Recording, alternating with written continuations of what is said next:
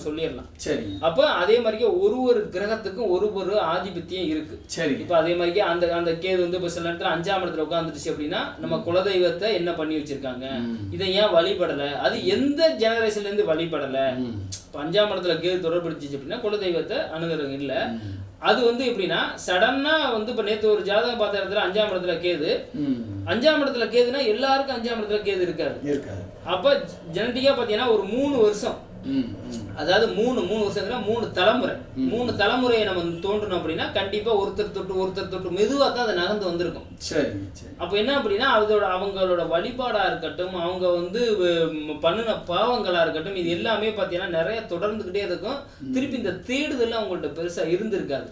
இந்த வழிபாடு விட்டு இப்ப வாரத்துல ஒரு வாரம் ஃபுல்லா போறாரு, ஒரு பாட்டம் போறான். அதுக்கப்புறம் அவரோட புள்ள வாரத்துல ஒரு 4 நாள் போகுது, இன்னொரு புள்ள வாரத்துல 2 நாள் போகுது, இன்னொரு புள்ள வந்து 1 நாள் போகுது, இன்னொரு அடுத்த ஜெனரேஷன் போகவே மாட்டுது. அப்ப அது எல்லாமே ஜோதிடத்துல கணிச்சிடலாம். அப்ப கணிக்கும் போது என்ன ஆகுதுன்னா, அப்ப மதியாத தலைவாசல் மிதியாதே. அப்ப நம்மளோட தெய்வத்தையும் நம்ம நினைச்சுக்கிட்டா தானே அதுவே நமக்கு அது வந்து மூதாதையர் தானே.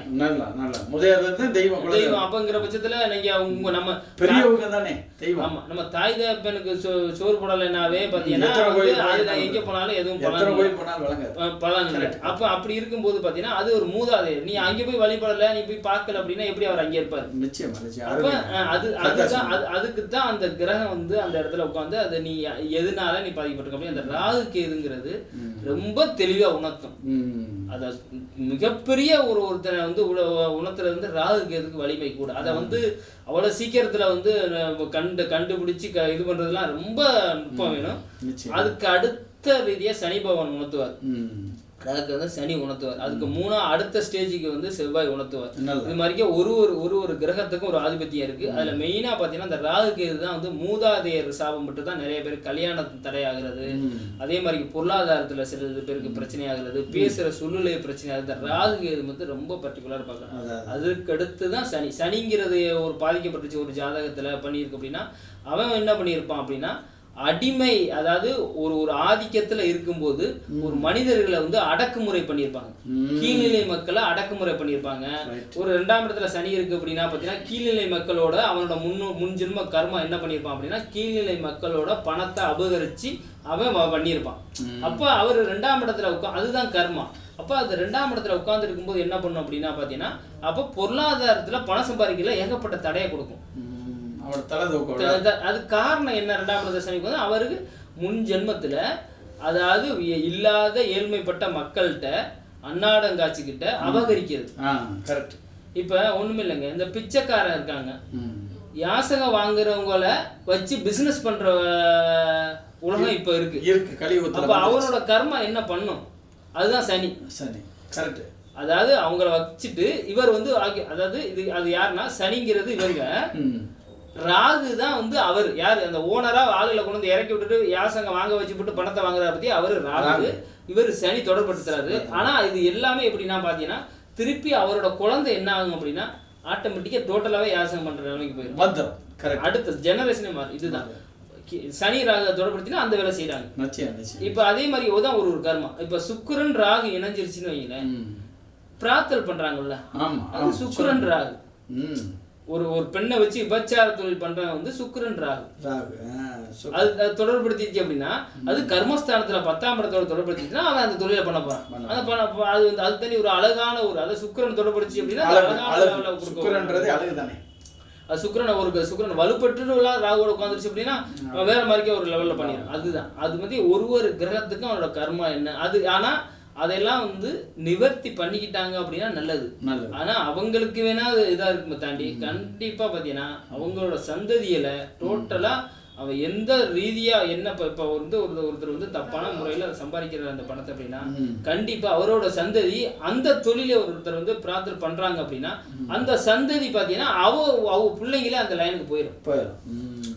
அதுதான் அதுதான் ஒரு கிரகத்துக்கும் ஒரு ஆதிபத்தியம் இருக்கு. அது சொந்த ஜாதகத்துல நிறைய பேருக்கு எடுத்து சொல்லும் போது அழுவ ஆரம்பிச்சிடறாங்க. நான் வந்து சில பேர் ஒத்துக்குவாங்க, சில பேர் உண்மையை சொன்னா வீரமா பேசுவாங்க, சில பேர் ஒத்துக்காம நான் பெரிய அதெல்லாம் வந்து ஒரு வலிமை வரும்போது வந்து எல்லாமே வந்து ஒரு வயசுலதான் எல்லாத்தையும் வந்து எல்லாத்தையும் வயசுல கூட நம்ம செஞ்ச தவிர உணர்றோம் இல்லையா. இப்ப நீங்க 40 வயசுல நீ உணர்ந்துட்டோம்னாவே நம்ம கர்மா கரையுதுன்னு என்னால உணர்றேன். உணர்ந்துதான் சில விஷயங்கள்ல ஒதுங்கிறது. ஏன்னா நமக்கு வந்து அடுத்து இதை கொண்டு போய் சேர்க்க கூடாது. நம்ம பண்ண பாவ கணக்கை நம்மளே முடிச்சிட்டோம் அப்படின்னா நம்மளோட முடிஞ்சிடும். நல்லா நீங்க அதுல மிச்சம் வச்சுட்டீங்க அப்படின்னா நம்ம உயிரோட்டம் கொடுத்துருக்கிறது நம்மளோட குழந்தைக்கு தான். குழந்தைக்கு பேர் நம்ம மனைவிக்கெல்லாம் போகாது, நம்ம குழந்தைக்கு போயிடும். குழந்தைக்கு போகும். அதுதான் நம்மளோட உயிர். சொத்து வச்சா போற மாதிரி அதுதான். அப்ப நம்ம கொடுக்கற விஷயம் நல்லதா கொடுத்துட்டோம் அப்படின்னா அந்த குழந்தைக்கு வந்து நல்ல விஷயம் போய் சேரும். கெட்டதை கொடுத்துட்டீங்க அப்படின்னா கண்டிப்பா வந்து ஒரு கெட்டதை கொண்டு போய் சேர்த்துரும். இதுதான் நம்ம கர்மா. அது எந்த கர்மா எதனால நீங்க பாதிக்கப்பட்டிருக்கோம் எல்லாமே தெரிஞ்சு ஒண்ணுமே இல்லை. பெரிய லெவலில் ஃபைனான்ஸ் பண்றாங்கல்ல, பொதுவாகவே சொல்றேன், பெரிய லெவலில் ஃபைனான்ஸ் பண்றாங்க. அதை தாண்டி இந்த கீழ்நிலை மக்கள்கிட்ட எல்லாம் ஃபைனான்ஸ் கொடுத்து வாங்குறாங்க பண்றாங்க அப்படின்னா அவங்களோட ஜெனரேஷன் கரெக்டா இருக்கும். அவனோட 3வது ஜெனரேஷன்ல நீங்க போய் எடுத்து பாருங்க, அவன் தாத்தன் பண்ணியிருப்பான், பண்ணி 3 அவன் வந்து பணத்துக்கு கஷ்டப்பட்டுப்பான். நான் ஒரு இடத்துல யாசகம் வாங்க ஒருத்தன் பொழைக்கணும் அப்படின்னா அவங்களுக்கு யாசகமே போடக்கூடாதுன்னு சொல்லுவேன் யதார்த்தத்துக்கு. ஏன்னா சாப்பாடு வாங்கி கொடுக்கலாம் நல்லா. ஏன்னா இவனோட கர்மா எனக்கு என்னோட இதுல வந்து அவங்களால பார்க்கும்போது இவன் என்ன பாவம் பண்ணியிருந்தா அந்த இடத்துல வந்து அவன் நிற்பான். அப்ப இவன் முற்காலத்துல அதாவது அடுத்தவரோட உழைப்ப சாப்பிடறதுக்கு பேரு தான் அந்த தொழிலே. அப்ப அவன் அது ரீதியா அவன் இருந்தவன் தான் இந்த நிலைமையில நிக்கிறான். நீங்க எப்படி நீங்க அவனோட ஜெனட்டிக்கா எடுத்து 3 தலைமுறையில அடி வாங்கும். அதமே தாண்டி அன்னதானம் இது மாதிரி ஒரு விஷயத்த செஞ்சிருக்காங்க அப்படின்னா 3வது தலைமுறைக்கு மேல இருக்கு அப்படின்னா நல்லது பண்ணியிருந்தா. அதுவும் தாண்டி அந்த வாங்குற பணத்துல செட்டியா அதெல்லாம் பண்ணுவாங்க பாத்தீங்களா. அது பண்ணா ஒரு 50% கொண்டு கோயிலுக்கு, அதுவும் கோயிலுக்கு செய்யறத தாண்டி கோயிலுக்கு செய்யறது தான் அன்னதானம் பண்ணுவாங்க. மிகப்பெரிய போதுங்கிற எண்ணம் வந்து அதெல்லாம் கொடுக்கும். நீங்க பணத்துல எல்லாம் போதுங்கிற எண்ணம் கொடுக்கும். அப்படி நீங்க கொடுக்கும்போது வந்து அது பெரிய ஒரு பாசிட்டிவான ஒரு நம்ம கொடுத்து அவங்க வந்து நல்லா இருங்க அப்படின்னு ஒரு வாழ்த்துறாங்க பாத்தீங்களா. அதுதான் வந்து பெரிய வந்து அதனால ஆன்மீகத்தையும் அடுத்த ஆளுக்கு மக்களுக்கு வந்து இந்த ஸ்தானம் பண்றதுலயும் அந்த தொழில் பண்றது. மற்றபடி நம்ம வேற மாதிரிக்கெல்லாம் வச்சு வர சொல்ற 100% அது சந்ததிகள் பயங்கரமா கஷ்டப்படுவாங்க. ஐயா இன்னொரு விஷயம் உங்கள்கிட்ட கேட்குறேன். இந்த ஊனமுற்றவங்களுக்கு நம்ம அஸ்ட்ராலஜியில் நீங்கள் சொல்ல வர விஷயம் என்ன? ஏன்னா எந்த கிரகங்கள் பாதிப்பு, ஏன்னா சனி தான் மெயினாக சொல்கிறாங்க. ஊனமுற்றவர்களுக்கு சனியினுடைய தாக்கம் இருந்தால் நீங்கள் ஊனமுற்றவர்களுக்கு உதவி பண்ணுங்கன்னு சொல்கிறாங்க. அதனுடைய உங்களுடைய அபிப்பிராயம்? கண்டிப்பாக சனி தயாது. இப்போ பண்ணி பார்த்தீங்கன்னா சனி வந்து ஒரு ஜாதகத்தில் பலவீனமாயிடுச்சுன்னு வைங்கள, கண்டிப்பாக இது மாதிரி இது பலவீனம் வந்துடும். அதை தாண்டி வந்து என்ன பண்ணணும் அப்படின்னா அந்த கீழ்நிலை மக்களுக்கு அன்னாடும், அதாவது இன்னைக்கு உழைச்சாதான் சாப்பாடுன்னு வேலை பார்க்குறாங்க பாருங்க, அவங்க மாதிரி ஆளுகளுக்கு உதவி பண்ணினாலும் அது வந்து பெரிய ஒரு நிவர்த்தியை கொடுக்கும். ஏன்னா அது ஆமாம், அதாவது வந்து பார்த்தீங்கன்னா அதுதான் அது வந்து அன்னாடும் உழைக்கிறவங்க அவங்க வந்து பார்க்கவே உங்களுக்கு தெரியும். அவங்க மாதிரி ஆளுகளுக்கு வந்து கொடுக்கறது பார்த்தீங்கன்னா ஒண்ணுமே இல்லைங்க. டெய்லி அன்னாடும் கொத்தனார்கள் சித்தார் வேலைக்கு போறாங்கல்ல, அவங்க சனியோட ஆதிக்கம். கரெக்ட்.